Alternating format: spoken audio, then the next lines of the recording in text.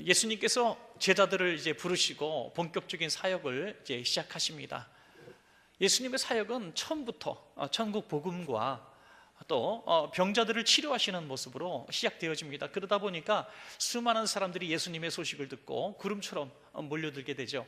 오늘 본문 바로 직전에 연결된 그 절에서도 예수님 앞에 나온 무리들이 누군지 잘 설명하고 있습니다. 마태복음 4장 24절에 그의 소문이 온 수리아에 퍼진지라 사람들이 모든 앓는 자 곧 각종 병에 걸려서 고통당하는 자 귀신 들린 자 간질하는 자 중풍병자를 데려오니 그들을 고치시더라 라고 말씀하고 있습니다. 그래서 예수님께서 지금 갈릴리에 오셔서 바다와 언덕, 이렇게 산과 바다 사이에 이제 언덕을 무대 삼아서 말씀을 이제 증거하시게 되죠. 그곳에 온 무리들이 바로 이 직전에 소개되었던 이러한 무리들이었음을 우리가 짐작할 수가 있습니다. 예수님 보시기에 얼마나 측은해 보였을까요? 너무나 가난한 사람들, 너무나 아픈 사람들, 그리고 아주 생활에 찌들고 고달픈 인생들, 특별히 나라는 지금 식민지 치하에 있었기 때문에 정말 이 압제당하는 그런 백성들의 모습을 볼 수가 있었을 겁니다. 그 측은한 그들 앞에서 주님이 주시는 위로의 메시지는 너무나 놀라운 메시지입니다. 너희가 지금 가난하지만 배부를 것이다, 부자가 될 것이다, 나라는 회복될 것이다, 너희가 힘을 모아서 우리가 한번 대항해보자, 뭐 이런 메시지가 아니라 너희의 그 심령이 가난한 자가 복이 있다는 이 팔복의 말씀을 시작하시는 것입니다. 마태복음 5장부터 7장까지의 말씀이 바로 이 산상설교라고 하는 말씀이죠. 보석 같은 말씀이죠. 어떤 사람은 말하기를 그래서 이 산상설교가 온 성경의 축약이다, 이렇게 예수님 설교의 축약이라고 말씀하는 분도 있을 정도로 너무나 귀한 말씀이에요. 근데 쭉 5장부터 7장까지 내용을 잘 보시면은 하나님 나라의 백성으로 사는 그 삶의 태도, 뭐 간음하지 말라, 뭐 원망 비판하지 말라, 그리고 말씀대로 사는 그런 비결들에 대해서 말씀하고 있지, 복받는 비결에 대해서 말씀하고 있는 것은 사실 한 절도 나오지 않습니다. 그런데 이 제일 처음에 말씀, 팔복에 대해서 말씀을 하시는 거죠. 가난하고 병들고 힘들고 생활과에 찌들어 있는 그들에게 물질이 없는 자는 복이 있다, 내가 물질을 부어줄 것이다 라고 말씀하지 않고 심령이 가난한 자는 복이 있다 라고 말씀하고 있는 것이죠. 우리 마태복음 5장 3절 첫 절입니다. 심령이 가난한 자는 복이 있나니 천국이 그들의 것이며 라고 말씀하십니다. 여러분, 우리들 가운데서 그런 분이 있는지도 모르겠습니다만은 이 당시에 사람들이 가난한 자라는 이 말씀을 하셨을 때 고개를 이렇게 흔들었을지 모르겠어요. 왜? 가난이라는 것이 너무 지긋지긋한 사람들 아닙니까? 오늘 만약에 설교 중에 제가 여러분 물질이 없어서 가난한 자는 복이 있습니다 라고 말씀하시면 많은 분들이 일어나서 집으로 고할 겁니다. 왜? 물질이 가난한 게 왜 복입니까? 지금 물질이 없어서 너무 고달프고 안 그래도 지금 너무 힘든데, 그래서 내가 어떻게 하면 물질 복을 좀 받아볼까라고 주님 앞에 그렇게 부르짖고 기도하고 있는 이런 상황 가운데서 물질이 없어 가난한 사람이 복이 있다는 말씀은 도무지 경우에 맞지 않고 이해될 수 없는 그런 말씀, 그런 예수님을 내가 왜 믿겠느냐 하고 자리를 뜰 수도 있을 겁니다. 그런데 예수님의 말씀은 그렇게 말씀하신 것이 아닌 것을 우리는 알 수 있어요. 물질이 가난한 자가 복이 있는 게 아닙니다. 그렇다고 물질이 뭐 많은 사람이 복이 있는 것도 아닙니다. 무슨 사람이 복이 있다고요? 심령이 가난한 자가 복이 있다고 말씀하고 있습니다. 그러니까 예수님의 이 복의 개념의 말씀은 철저하게 영적인 개념인 것을 믿으시기 바랍니다. 철저하게 영적인 개념, 이 팔복의 개념도 철저하게 하나님 나라의 개념으로 우리가 이해해야 이 본문을 우리가 이해할 수가 있게 되는 것입니다. 심령이 가난한 자가 그럼 왜 복이 있는가? 그들에게 이 말씀을 하셨을 때 그들은 굉장히 이 말씀을 난해하게 받았을 거예요. 왜? 그들의 육신의 가난 속에서 찌들고 있는 사람들, 육신의 질병으로 찌들고 있는 사람들이 왔기 때문에 예수님을 만나서 병도 고치고 부자도 되고 그런 것들을 기대하는데, 심령이 가난한 자는 복이 있나니 라고 말씀하셨을 때 그들은 이 말씀이 도대체 무슨 말씀이지? 라고 생각했을 것입니다. 예수님의 의도는 이런 겁니다. 이들이 가난이라고 하는 개념은 물질의 가난으로 물론 받아들였을 것인데, 이 물질의 가난한 자, 이 가난한 자라고 하는 용어는 그 당시 사람들이 이해하는 가난의 개념은요, 하루하루 누군가의 도움과 이런 자선을 통해서 먹고 살아야 되는 이 빈민계층을 말하고 있는 거거든요. 자기가 건강해서 그래도 뭘 할 수 있는 계층이 아니라 누군가 도와줘야 살 수 있는 이런 사회적 약자들을 말하고 있습니다. 그러니까 이 가난한 자라는 말씀을 들었을 때 그들은 이 가난한 사람의 삶을 너무나 잘 알고 있었습니다. 그러니까 주님이 하신 말씀이 뭡니까? 너희가 심령이 그렇게 가난한 자들의 마음처럼 되면 복을 받을 것이다 하는 말씀으로 주님은 말씀하신 것입니다. 물질이 없어서, 오늘 먹을 게 없어서 남의 집 대문 앞에 서성거리면서 저 오늘 좀 밥 좀 주십시오, 집에 우리 아이들이 굶고 있습니다, 좀 밥 좀 주세요 하고 사정하는 그런 간절한 마음으로, 떡 한 덩이라도 빌리는 간절한 마음으로 내 심령이 가난한 것을 인식하고 깨닫고 주님의 은혜를 구하는 자는 복이 있다. 지난번 말씀처럼 목마른 사슴이 물을 구하듯이 주님을 갈망하라는 말씀과 우리는 비슷한 말씀이라고 보면 되겠습니다. 자, 그렇다면 분명한 것은 오늘 이 시대를 살아가는 저와 여러분도 마찬가지라는 거예요. 심령이 가난한 자는 복이 있다는 사실을 믿으시기 바랍니다. 심령의 가난함, 내 삶의 부요와 빈부를 떠나서, 가난을 떠나서, 또 건강하거나 병약한 것을 떠나서 내가 심령이 가난한 자는 분명히 복이 있습니다. 자, 그렇다면 내가 어떻게 심령이 가난한 자가 될 것이며 그 복은 어떻게 받을 것인가? 이것이 우리들의 의문과 질문이 되어야 될 것입니다. 그래서 저는 두 가지 말씀을 통해서 우리 함께 심령이 가난한 자가 되는 그런 비결에 대해서 한번 생각해 보도록 하겠습니다. 첫째로, 우리 심령이 가난한 것을 우리는 깨달아야 하는 것입니다. 깨달아야 합니다. 여러분, 물질은요 눈에 보입니다. 은행 잔고도 우리가 확인할 수 있습니다. 그래서 내가 가난한 사람인지 부유한 사람인지 알 수 있습니다. 신문에 보니까 중산층은 이 정도다 하고 어떤 기준을 말하더라고요. 그걸 기준으로 중산층에 들면 우리는 잘 사는 사람 중에 속하는 거고, 그보다 좀 어려우면 내가 비교적 못 사는구나, 이렇게 우리는 평가하는 어떤 물질의 기준이 있습니다.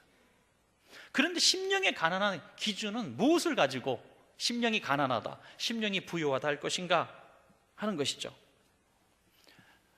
우리 성도님들 가운데 신앙생활에 문제가 없어 보이는 분들인데 굉장히 심령의 가난함을 느끼는 분들이 있습니다. 늘 말씀 듣고 늘 예배드리고 또 각종 모임도 참석하는 것 같지만 늘 영적인 갈급함을 느끼는 분들이 있어요.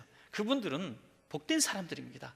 왜냐하면 내 심령의 가난함을 늘 체크하는 사람들이기 때문이죠. 나는 항상 목마르다, 나는 항상 말씀이 그립다, 나는 항상 영적인 부족함을 느낀다, 이것을 깨닫는 거예요.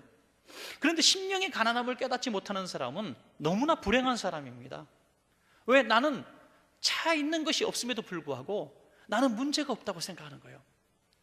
나 교회 다녀, 나 신앙생활 하는 사람이야, 나 나름대로 죄 안 짓고 잘 살고 있어. 여러분, 놀랍게도 이런 사람을 향해서 예수님이 어떻게 말씀하십니까? 바리새인들에 대한 책망이 바로 심령의 가난함을 깨닫지 못하는 사람들에 대한 책망인 것을 깨달아야 합니다, 여러분. 그래서 우리는 왜 내가 심령의 가난함을 깨닫지 못하는가, 그걸 체크하는 방법이 없을까? 자동차 운전을 하다 보면 늘 기름을 체크하지 않아요? 한참 달리다가 고속도로 달리는데 고속도로 중간쯤에 갔는데 갑자기 기름이 뚝 떨어지면 아, 이놈의 자동차는 왜 갑자기 기름이 떨어져, 이렇게 욕하는 사람이 어디 있습니까? 아이고, 이 바보 같은 사람, 아이고, 기름 체크도 안 하고 고속도로 들어왔네 라고 자신을 탓해야 되는 건 아니겠습니까? 여러분, 그렇습니다. 우리 신앙의 게이지도 늘 체크해서 내 가난함이 충족되도록 최선을 다해야 된다는 것입니다. 우리의 쌓여진 것이, 나오는 것이 무엇인가, 이걸 우리가 한번 확인해 보십시오. 여러분들, 내가 심령이 가난한 사람으로 살아가고 있는가 깨닫지 못하는가는 지금 체크할 수 있는 좋은 방법이 있습니다. 그것은 내 마음속에서 나오는 것이 무엇인가 하는 것을 보는 겁니다. 내 안에 쌓여진 것이 무엇인가가 나오는 것입니다. 내 안에 쌓여진 것이 분노고 미움이고 짜증이고 원망이고 불신앙이라면 여러분들 심령이 가난한 사람이 되어야 됩니다. 여러분, 빨리. 누가복음 6장 45절에 보니까 선한 사람은 마음에 쌓은 선에서 선을 내고 악한 자는 그 쌓은 악에서 악을 내나니 이는 마음에 가득한 것을 입으로 말함이니라. 내 안에 쌓여진 것이 악한 것들이라면 악한 것들이 나오는 것입니다. 이 사람은 너무너무 지금 심령이 가난한 사람인데 이 심령의 가난함을 모르고 그냥 살아가는 거예요. 우리 심령에도 용량이라는 게 있습니다. 뭔가 채워지면 다른 것들이 들어갈 수가 없는 것입니다. 내 마음에 쌓여진 것이 이렇게 악한 것들, 세상적인 것들, 육신적인 것들로 가득 차 있으면 신령한 하나님 나라의 것들이 들어올 자리가 없는 것입니다. 그러면 이 심령은 영적으로 너무너무 가난하고 너무너무 피폐해지지만 자신은 뭔가 가득 차 있으니까 세상의 즐거움, 명예, 쾌락, 욕심, 재물 욕심 이런 것들이 차 있으니까 뭔가 있는 줄 알아요. 뭔가 차 있는 줄 알아요. 그리고 그것들 가지고 하나님 앞에 계속 내놓는 이런 악순환이 계속 돌아가는 겁니다. 하나님, 내 안에 있는 이 욕심, 재물 욕심, 건강 욕심, 명예 욕심, 내 안에 가득 차 있는 것들을 가지고 주님 도와주세요, 주님 채워주세요, 복 주세요. 주님은 이렇게 말씀하시는 겁니다. 그걸 비워내어야, 심령에 가난한 사람이 되어야 진정한 영적인 복이 내게 임할 것이다라는 것입니다. 여러분, 요한계시록에 보면 아시아의 7교회를 향하신 하나님 말씀이 나오죠. 거기 보면 라오디게아 교회가 여기 아주 좋은 예화가 될 것 같습니다. 요한계시록 3장 7절에 보니까 내가 말하기를 나는 부자라 부유하여 부족한 것이 없다 하나 내 곤고한 것과 가련한 것과 가난한 것과 눈먼 것과 벌거벗은 것을 알지 못하는도다. 실제로 라오디게아 교회 성도들은 물질적으로 너무나 부유했기 때문에 그 심령 안에 물질로 가득 차 있었습니다. 지역적으로 목축, 농업이 너무 잘 됐기 때문에 대규모 생산이 되는 공장지대가 됐어요. 그리고 또 이 위치적으로 아주 무역하기 좋은 그런 무역의 요충지였기 때문에 유통을 통해서 많은 또 돈을 벌 수 있었고요. 더 놀라운 것은 그 당시에 가장 귀한 것 중에 하나가 의약품이었는데 여기 의약품이 나오는 것입니다. 제일 유명한 것이 이제 눈을 고치는 그런 연고라든지 이런 것들이, 안약 같은 것들이 나왔다는 거죠. 그래서 그곳에서 이제 의학도들을 가르치는 그런 의과대학이 생길 정도로 굉장히 의학이 발전한 도시입니다. 그러니까 이 지중해 그 인근에 있는 많은 백성들이 좀 부유한 사람들이 병에 걸리면 이곳에 와서 휴양을 하면서 치료를 받는 그런 장소들이 있었다는 것이에요. 얼마나 부가 이렇게 모였겠습니까? 그러니 그들이 얘기합니다. 우리는 부족한 것이 없다. 그들을 향해서 주님이 말씀하시는 겁니다. 이거는 불신자들이 하는 얘기가 아니라 라오디게아 교인들이 하는 얘기입니다.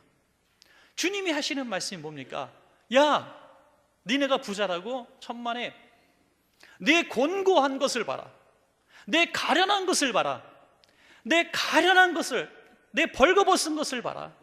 내 곤고함을 보라고 말씀하고 있는 것입니다, 여러분. 그래서 안약을 사서 눈을 봐서 좀 떠라. 너네 안약 많이 팔지 않냐? 그것 좀 눈에 넣어서 좀 고쳐서 영적인 것을 좀 봐라. 너희가 얼마나 공허한지 봐라. 사랑하는 우리 원천가족 여러분, 목회자도 이 말씀에 피해갈 방법이 없어요. 우리가 겉으로는 풍요로운 것 같고 겉으로는 많이 안정된 것 같고 겉으로는 신앙생활도 잘하는 것 같지만 주님께서 우리에게 이렇게 날카롭게 말씀하실 수 있는 것입니다.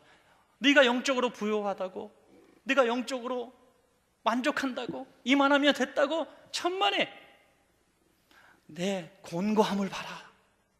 내 가련한 것을 봐라. 내 가난을 봐라. 내가 벌거벗은 수치를 내가 좀 봐라. 내가 얼마나 영적으로 피폐했는지, 내가 영적으로 얼마나 곤고했는지, 공허한지 좀 보라.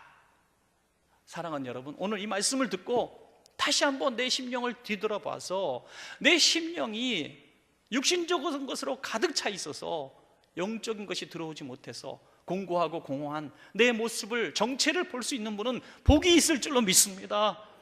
꼭 보시기 바랍니다. 봐야 합니다. 그래서 우리는 비워내야 됩니다. 내 영적인 공고함과 가련함을 내가 치유받을 수 있는 가장 빠른 방법은 먼저 내 안에 가득 찬 것들, 더 이상 영적인 것이 들어올 수 없도록 만들어버린 그 세상적인 것들, 욕심들, 그런 탐심들을 다 비워내는 것이 너무너무 중요합니다. 비워내지 못하면 새로운 것이 들어올 수가 없는 것입니다. 요한계시록 3장 18절부터 19절까지 보면 내가 너를 구원하노니 내게서 불로 연다는 금을 사서 부요하게 하고 흰옷을 사서 입어 벌거벗은 수치를 보이지 않게 하고 안약을 사서 눈에 발라 보게 하라. 물은 내가 사랑하는 자를 책망하여 징계하노니 그러므로 내가 열심을 내라. 회개하라. 회개하라. 두 가지 말씀하시죠. 회개하라, 열심을 내라. 여기 그들은 금도 있었고요, 흰옷도 있었고요, 안약도 있었어요. 그런데 이것을 사서 봐라. 있는데요, 아니야, 그 영적인 것을 말하는 거예요. 금은 믿음이죠. 또 안약은 성도의 영의 눈을 뜨게 하는 축복이고, 또 흰옷은 성도의 옳은 행실을 말씀하고 있습니다. 그러니까 너희가 육신적으로는 다 치장하고 겉으로 가려있지만 속으로는 그리스도인답지 못한 삶을 산다고 말씀하고 있습니다. 한번 우리 오늘 이 예배 시간을 통해서 내 심령이 무엇으로 차 있는지 한번 재고조사를 한번 해보는 것이 중요합니다. 재고조사. 실제로 이런 말을 한 사람이 있어요. 미국의 신학자인 포스터 감독은 내 심령의 재고조사라는 말을 용어로 썼습니다. 이렇게 말했어요. 한번 들어보시죠. 만약 당신이 라오디게아 사람들과 함께 나는 부족한 것이 조금도 없다고 한다면 당신은 더 이상 하나님의 공급하시는 은혜를 받을 수 없게 됩니다. 당신은 당신 자신의 평가에 대해서 정직하십시오. 변명하거나 관대해서는 안 됩니다. 당신의 심령의 모든 방을 다 뒤집어 보십시오. 당신에 대한 문제가 무엇인지 알고 모든 위장을 벗어버리고서 철저히 조사하십시오. 혹시 성도라고 하는 여러분의 거룩한 성전 안에 우상은 하나도 없는가 살펴보십시오. 혹시 여러분 마음속에 사단의 정탐꾼은 숨어있지 않은가 살펴보십시오. 혹시 당신의 마음속에 교만, 시기, 질투, 악의는 없는가 살펴보십시오. 혹시 당신의 마음속에 이 세상에 대한 부당한 사랑은 없는가, 사람의 칭찬을 받고자 하는 기대는 없는가, 잘못되고 삐뚤어진 야심은 없는지 살펴보십시오.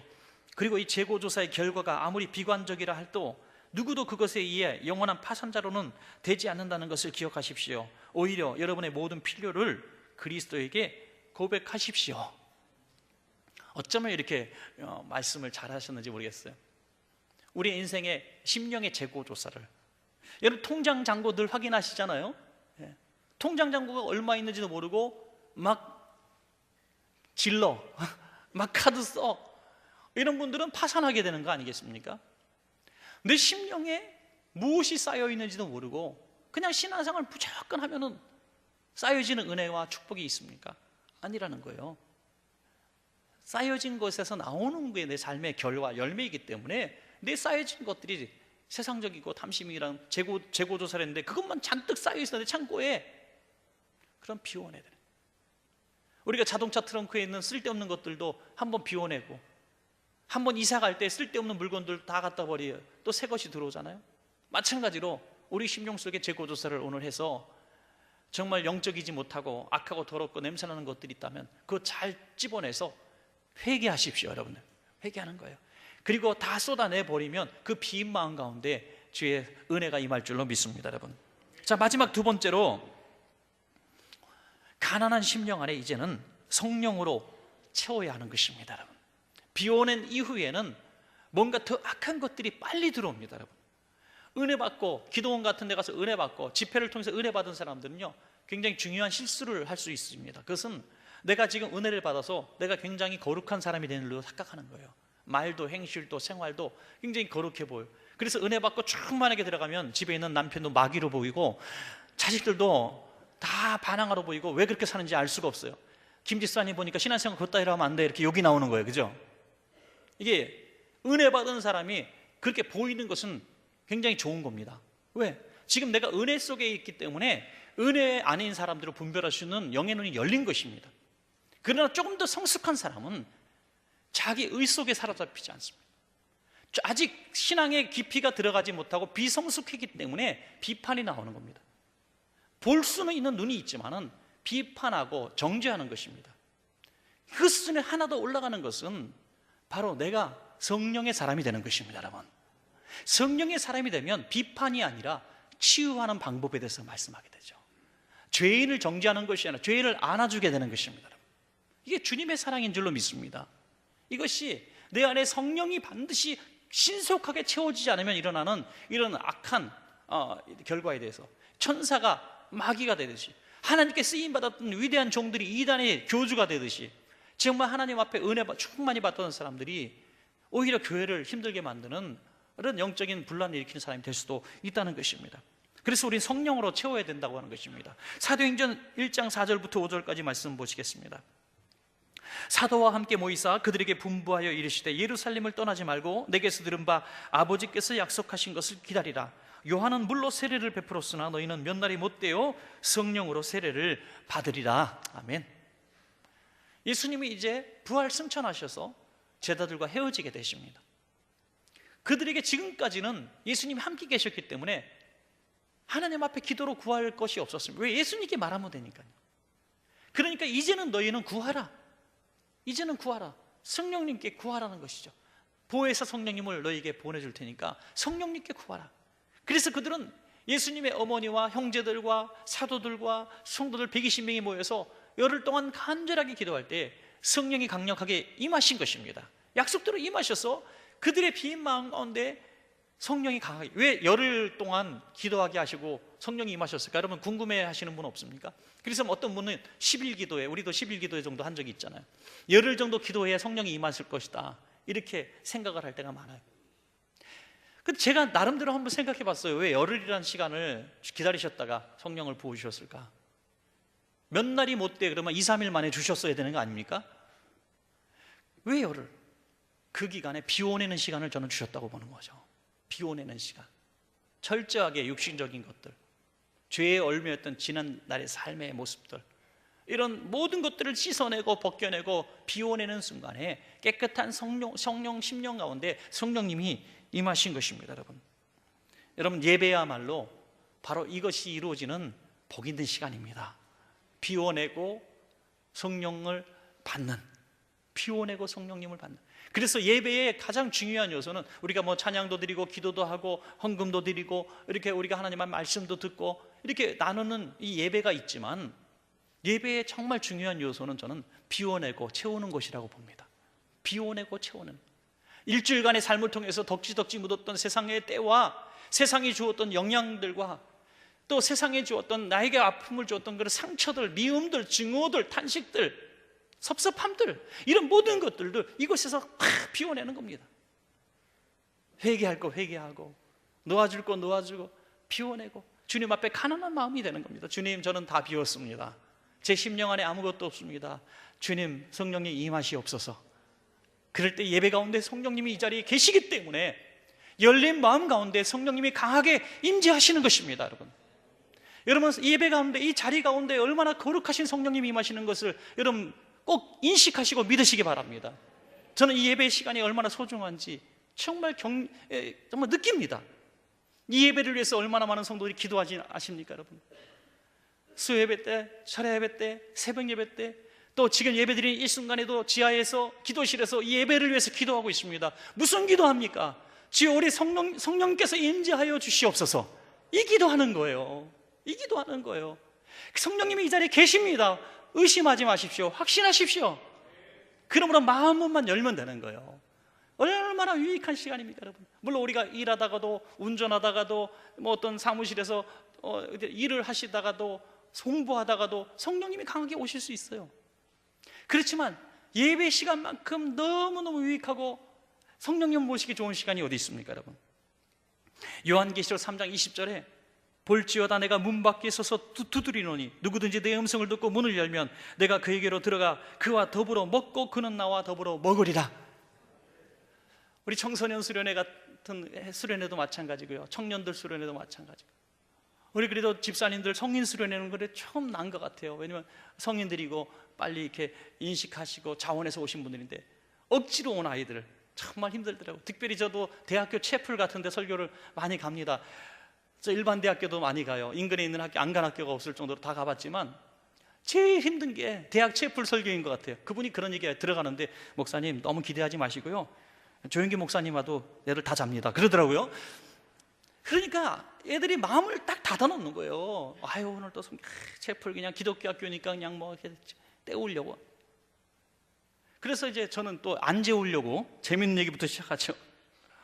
여러분, 마음문을 안 여니까 성령님이 들어갈 수가 없는 거예요. 아무리 이 자리에 가득 찬 성령님이 있어도 내가 마음을 안 여니까 할 수 없어요. 그래서 청소년 수련회 가면, 또 우리 목회자녀 수련회에 가면 가장 한 3일 집회면 이틀 내내 하는 말이 뭐냐면, 제발 좀 너의 마음을 열어라. 제발 좀 여러분 마음을. 잠언의 말씀도 아들아 내 마음을 내게 다오, 내 마음을 내게 다오. 모태신앙일수록 신앙이 연조가 깊을수록 우리는 점점 마음 여는 게 어려워요. 왜 마음을 여는지 어려운지 아십니까? 나는 괜찮아 라고 생각하는 사람, 나는 이 정도면 괜찮은 사람이야, 나는 이 정도면 신앙생활 잘하고 있는 사람이라는 생각 때문에 내 재고조사를 할 기회를 주지 않아요. 빗장을 열지 않아요. 성령님이 임하시는 것을 당연히 내 성령님이 안에 계시다고 착각하고 있기 때문에 마음문을 열 이유가 없는 것을 느끼는 거죠. 그래서 말씀하십니다. 사랑하는 원천교회 성도님들이요, 우리가 아무리 신앙이 연조가 깊고 신앙의 직분이 있어도, 아무리 목회자라 할지라도 여러분 심령이 텅텅 빈 가련한 자인 것을 인식하십시오. 내 심령이 가난함을 인정하십시오. 그럴 때에 성령님이 우리 안에 들어오시는 것입니다. 난 주님이 필요합니다. 성령님이 임하실 때 심령의 변화가 일어납니다. 삶의 변화가 일어납니다. 우리가 믿음의 사람들이 설교 말씀 듣고, 그래 내가 삶을 변화시켜야 돼 하고 이 말씀대로 살아보려고 하면 딱 그날 넘어집니다. 하루 못 견뎌요. 그러나 성령님이 내 안에 임재하셔서 나를 다스리시면 나는 성령님이 이끄시는 대로 쭉 순종할 힘이 생기는 줄로 믿으시기 바랍니다. 이게 바로 내가 주일날 받아야 되는 성령님의 은혜인 것입니다. 이 초대교회 때 성령님이 임하시는데 어떤 역사가 일어납니까? 가장 먼저 각 개인이 변화되지 않습니까? 각 개인이 변화됩니다. 여러분, 베드로가 나와서 설교할 때 사람들이 가슴을 칩니다. 나 죄인인데 어떡합니까? 죄의식을 느껴요. 그러나 오순절 마가다락방에서 10일 동안 기도하던 성도들이 성령이 임하실 땐 통회하는, 회개하는 모습이 안 나오지 않습니까?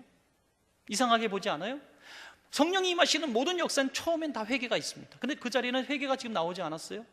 기뻐하고 춤추고 찬양했어요. 왜? 10일간의 회개의 시간이 있었기 때문에.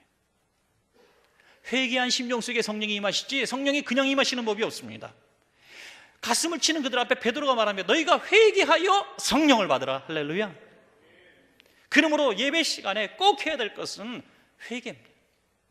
주일 예배 때, 수요일 예배 때, 어떤 예배든지 가장 먼저 우리 입에 비워내는 회개의 기도가 나와야 됩니다, 여러분. 그래서 고백의 기도를 해야 되는 거예요. 사실은 우리 마음에 비워내는 회개의 기도할 때 성령님이 그 빈 마음 가운데 가련하게 보시고 성령으로 초청받아 임재하실 때 우리가 변화되는 것입니다. 여러분, 그럴 때 성령님의 힘의 역사가 어떻게 드러납니까? 미우고 믿고 짜증나고 두려웠던 교회가 화목해지고 하나가 되고 사랑이 넘치게 됩니다. 큰 부흥의 역사가 일어납니다. 질병이 떠나가고 귀신이 떠나가는 치유의 역사가 일어납니다. 모두가 성령님이 하시는 일이라는 거예요. 성령님이 하시는 일. 그래서 우리는 가난한 심령이 반드시 돼야 됩니다. 우리 원천교회 성도님들, 우리 원천교회 모든 것이 갖춰지고 부유한 것 같지만 이 세상에서 가장 가난한 교회가 되어야 됩니다. 가장 가난한 심령이 되어야 됩니다. 가장 목마른 사람이 되어야 됩니다. 주는 완전합니다라는 찬양을 오늘 하셨는데요, 주님의 은혜를 얼마나 구하는 찬양이, 제가 수요일날 이 찬양을 계속 묵상을 했다가 찬양팀이 불러서 너무 고마웠는데 주일날 한 번 더 여러분과 나누고 싶었어요. 주님은 완전하신 분인데 왜 주님을 모시지 않습니까? 우리는 부족한데, 우리는 잘 넘어지고, 우리는 잘 실수하고, 우리는 연약한 거 우리가 다 인식하고 있는데 왜 완전하신 주님을 모시지 않습니까? 완전하신 주님이 문만 열으면 내가 들어가서 너 완벽하게 해주겠다는데 왜 거절하십니까, 여러분? 우리 이 찬양을 한번 부르시면서 내가 마음문을 열고 비워내고 주님으로 채우는 우리 짧은 기도를 하기를 원합니다.